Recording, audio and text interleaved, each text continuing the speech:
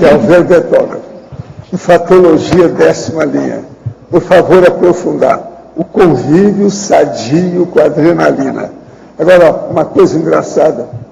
Aqui tem gente, homens, de 26, 28 e 29 anos. Da capital de São Paulo, de Goiânia e de Araraquara. 3 jovens falando de lugar diferente sobre o seu assunto. Tudo homem. Porque a tendência é esse tema às vezes chamar a atenção da mulher. Não entendo isso. Interessante. Chamou a atenção 3 jovens. Não são nem Balzac ainda. 26, 28, 29 anos, homens. 3 cidades diferentes. Agora, ó, responde isso aí. O convívio sadio com a adrenalina. Esse tema é uma coisa que eu achei... Esse aspecto é uma coisa que eu tinha dificuldade um pouco de entender. Aí uma vez eu estava até conversando com o professor Valdo lá para entender mais essa situação. É que nem, por exemplo, tem coisas que, por mais mesmo a pessoa no nível de desperto até acima, ela não elimina a adrenalina da sua existência. Por exemplo, na hora que o desperto está andando, ele toma um susto, aquilo é fisiológico, vai dar uma adrenalina, aquilo dá uma descarga de adrenalina. Não tem como ele fugir daquela descarga de adrenalina, né? Pode dar um taquicardia de repente, né? Está andando, de repente aparece alguém na tua frente, dá um susto. Está dirigindo, aí acontece alguma situação, aquilo mexe. Então, por exemplo, o problema acontece, na verdade, é o seguinte: a hora que aquela adrenalina que a pessoa sentiu, aquilo começa a gerar o desequilíbrio dela, emocional, porque as pessoas saem do prumo, daqui a pouco ela começa a pensar de modo desequilibrado por causa do processo da adrenalina. Então, desorganiza a manifestação da pessoa. Então, o que eu vejo a gente não é que você vai eliminar a adrenalina da sua vida, é que de algum modo você vai ter reações que são homeostáticas dentro daquele contexto, né? E aquilo elimina. A situação aconteceu e aquilo não tem repercussão dali para frente, aquilo não afeta negativamente a pessoa. Agora, em parafatologia, 9ª linha, por favor, aprofundar. As reconciliações multisseculares advindos da autodepuração emocional.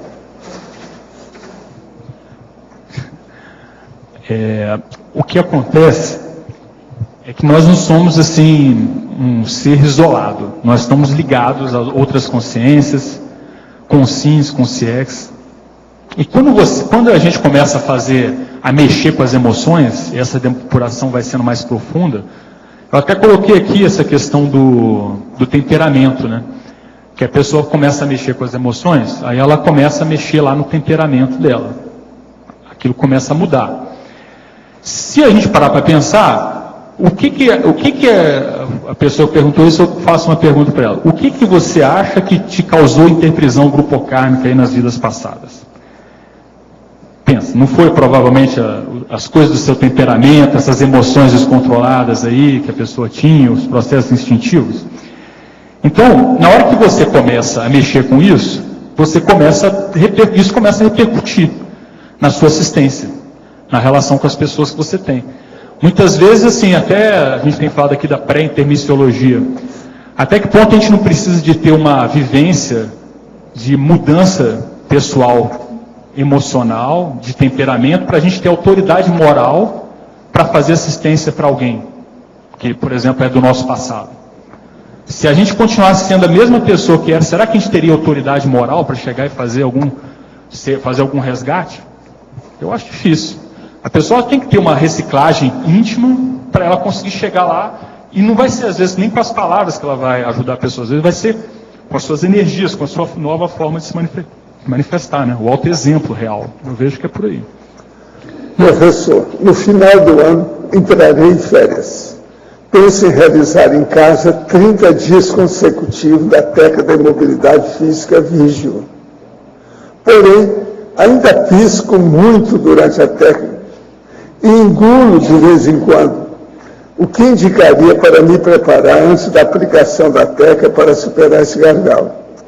Seria bom você, nesse período agora, intensificar mais seus exercícios físicos, até ver se você está tremendo. É o processo do neuro vegetativo. Ver se você está tranquilo com essa técnica. Tem que ficar assim, ó. Agora, outra coisa, isso aí é ansiosismo. Vê se você, quando chegar de férias, você falar para você, eu agora vou entrar de férias.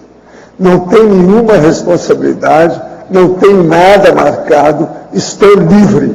Então, corta tudo quanto é celular, interfone, telefone, diabo a quatro. Aí você não vai ter essa ansiedade, porque o processo aí é ansiedade, tem que diminuir. Agora aqui outro.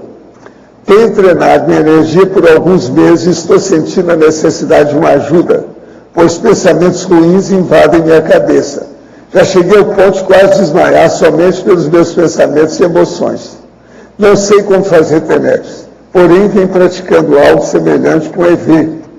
Uso bastante técnicas e terapias orientais, pois acho que me agradam. Estarei visitando vocês nos próximos dias para adquirir conhecimento, consequentemente, uma autoconsciência mais evoluída. Olha, quando você chegar aqui, você vai ter um banho de loja. Então, a primeira coisa, você deve ir para os laboratórios. Se você vai ficar alguns dias, faça uma série de laboratórios. Isso vai ajudar você, porque aí os amparadores vão poder trabalhar no laboratório com você. Em Sinergismologia, página 14, terceira linha. Poderia botar o sinergismo vontade granítica, intenção cosmoética e ser carregada no PEN. Esse sinergismo, ele é o que vai fazer a pessoa chegar nesse autodomínio emocional despertológico.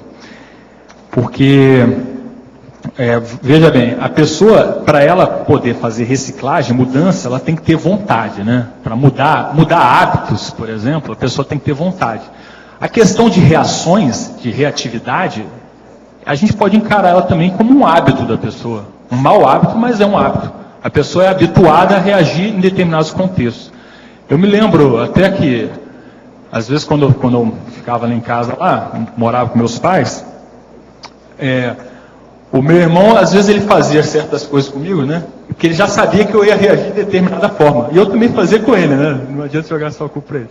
Mas assim, a gente ficava espicaçando o outro, porque sabia que já ia reagir daquela forma. Então, veja bem, existem certas reações emocionais que a gente tem, que a gente pode ter, que são estereotipadas e fazem parte do nosso jeito de ser. E são hábitos. Às vezes a pessoa nem pensa naquilo.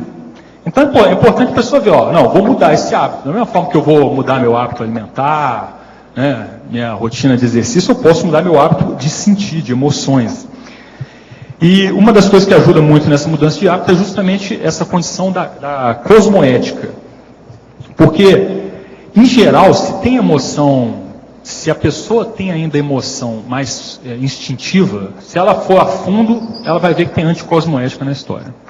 Porque tem um processo egóico ali envolvido, então tem anticosmoética. Se ela for entender o negócio, ela tem que ver assim, onde é que está a anticosmoética aqui da história. E aí ela consegue, vamos dizer assim, ter mais força para mexer. E aí entra com o trabalho das energias, né? Que é vamos dizer assim, o que ajuda a sustentar todo esse processo, né? Na Fatologia, página 14, sexta linha de baixo para cima.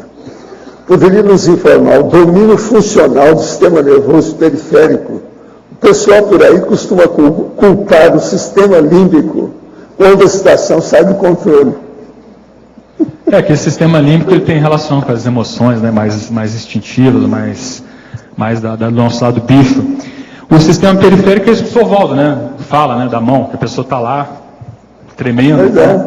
Então, por exemplo, é porque assim, as emoções que a gente fala, ela é composta também pelo aspecto do comportamento físico grosseiro. Quando a adrenalina ferve nas veias. Então, assim, se ainda está tremendo assim, não tem controle. O controle emocional ainda precisa ser grosseiro, né? Ainda o que eu estava falando lá para o cara fazer mobilidade física vídeo, começa por aí. Agora aqui, Alver Betógrafo. Na página 14, Fatologia, linha 10, poderia aprofundar o convívio sadio com a adrenalina? São todos esses rapazes que estão perguntando essas coisas. Quer dizer, esses estão tudo... É da adrenalina, né?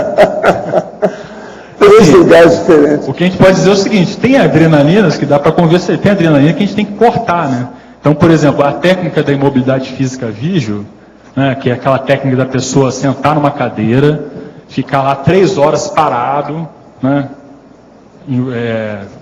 olhando para um local fixo, não piscar, não engolir, ficar quieto lá. Se ela fizer aquilo 10 vezes, vai melhorar o controle, o convívio dela com a não pode fazer. Não pode também não. Eu acho que, só complementando, dentro disso aí que eu vejo... agora é uma médica que vai falar, então vamos ver. É uma técnica. O que eu vejo que é interessante, que as pessoas confundem muito, por exemplo, são os esportes radicais, que a pessoa acha que por si só, por estar fazendo o esporte, isso é algo saudável. Então, são os ralis da vida, os paraquedistas, as pessoas que usam o esporte e a adrenalina em si, como mecanismo de defesa, dizendo que aquilo é saudável porque está praticando o esporte. E é uma adrenalina burra, né, de esporte radical, é um auto-suicídio lento, né, lentificar.